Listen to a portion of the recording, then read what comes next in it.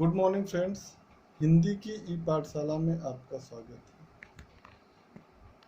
बसंत भाग 1 के छठे चैप्टर पार नजर के इस पाठ का अध्ययन आज हम करेंगे। इसके लेखक हैं जयंत विष्णु नार्लिकर। इनका जन्म 19 जुलाई 1938 को महाराष्ट्र के कोल्हापुर जिले में हुआ था। इनकी जो प्रमुख कृतियां या रचनाएं पुस्तकें हैं इन्होंने जो लिखी उनमें है धूमकेतु, द रिटर्न ऑफ वामन,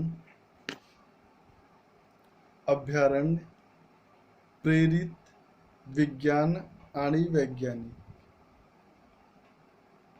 और वायरस। इन्हें जो पुरस्कार या सम्मान मिले हैं वो स्मृति पुरस्कार, पद्म भूषण पुरस्कार, एडम्स पुरस्कार, शांति स्वरूप पुरस्कार, इंदिरा गांधी पुरस्कार, कलिंग पुरस्कार और महाराष्ट्र भूषण पुरस्कार प्राप्त हुए हैं। पार नजर के एक अंतरिक्ष के ऊपर की घटना है जिसमें मंगल ग्रह पे रहने वाले लोगों के बारे में लेखक ने बताया है। वहां पे ये दिया है कि एक सुरंग नुमा रास्ता है। आम आदमी के लिए इस रास्ते पे जाने से मनाही है।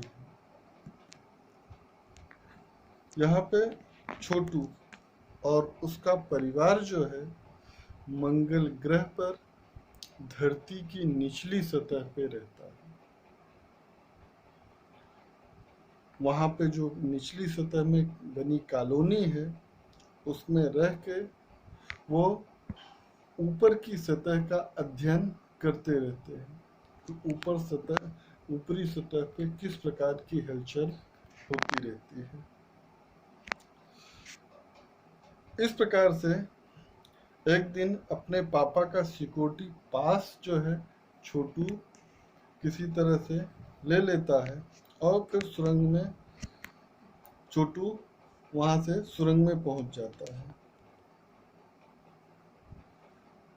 उसके पापा को ये पता चलता है तो उसके पापा उसको मना करते हैं कि तुम कितनी बार तुम्हें वहां जाने से मना किया है उस तरफ, लेकिन तुम मानते नहीं। तो उसने कहा कि आप क्यों जाते हैं रोज रोज। तो उसकी माँ ने कहा कि तुम्हारे पापा को काम पे जाना होता है इसलिए वो वहाँ जाते हैं। इस प्रकार की वार्ताएं लाभ दोनों में होते रहते हैं, छोटू और उसकी माँ के बीच। और छोटू इसी सुरंग नुमा रास्ते में जाने के लिए हमेशा उत्साहित रहता है। आम आदमी के लिए इस रास्ते से जाने की मनाही थी। चंद चुनिंदा लोग ही उस सुरंग नुमा रास्ते का इस्तेमाल कर सकते थे और छोटू के पापा इन्हीं चुनिंदा लोगों में से एक थे। आज छुट्टी थी और छोटू के पापा घर पर ही थे, आराम कर रहे थे, लेकिन छोटू ने उनसे नजर बचाकर उनका सिक्योरिटी पास हथिया ले लिया और चल दिया सुरंग की तरफ। वैसे तो पूरी कॉलोनी सुरंग के नीचे बसी हुई थी। यह जो सुरंग नुमा रास्ता था अंदर दिए जल रहे थे और प्रवेश से पहले एक बंद दरवाजा का सामना करना पड़ता था। वहां खांचे में बना हुआ था। छोटू ने खांचे में कार्ड डाला, तुरंत दरवाजा खुल गया। अंदर प्रवेश किया। खांचे में सिक्योरिटी पास आ पहुंचा था, उससे उठा लिया। कार्ड उठाते ही दरवाजा बंद हो गया। छोटू ने चारों तरफ नजर दौड़ाई तो सुरंग नुमा रास्ता ऊपर की तरफ जाता, यानी जमीन के ऊपर का सफर आने का मौका उसे मिल गया था।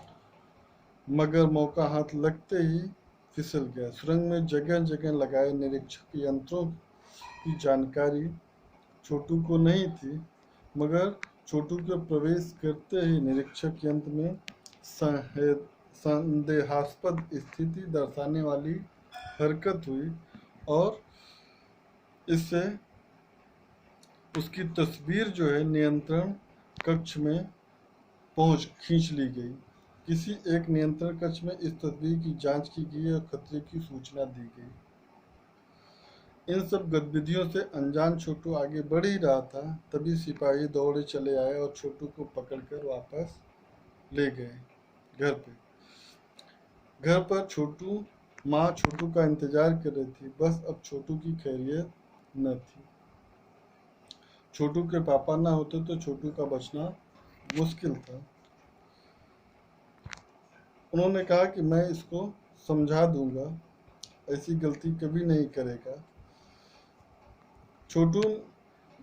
उन्होंने समझाया कि छोटू मैं जहाँ काम करता हूँ वह क्षेत्र जमीन से ऊपर है, आम आदमी वहाँ नहीं जा सकता क्योंकि वहाँ के माहौल में जी नहीं सकता।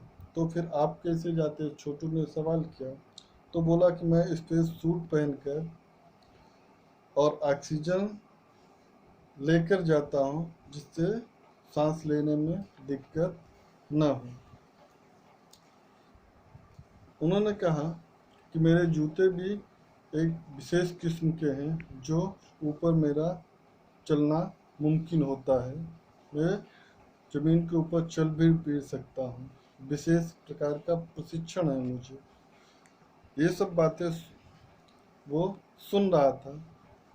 उन्होंने कहा कि एक समय था जब अपने ग्रह पर सभी लोग जमीन के ऊपर रहते थे, लेकिन एक हलचल हुई जिसके कारण सूरज की गर्मी की वजह से सब कुछ परिवर्तित हो गया और सब कुछ नष्ट हो गया। हम जमीन के अंदर आ गए। अपने की तकनीकी ज्ञान की वजह से हम जमीन के ऊपर नीचे अपना घर बना लिया और इस्तेमाल इसका हम कर रहे हैं। यही यंत्र के सहारे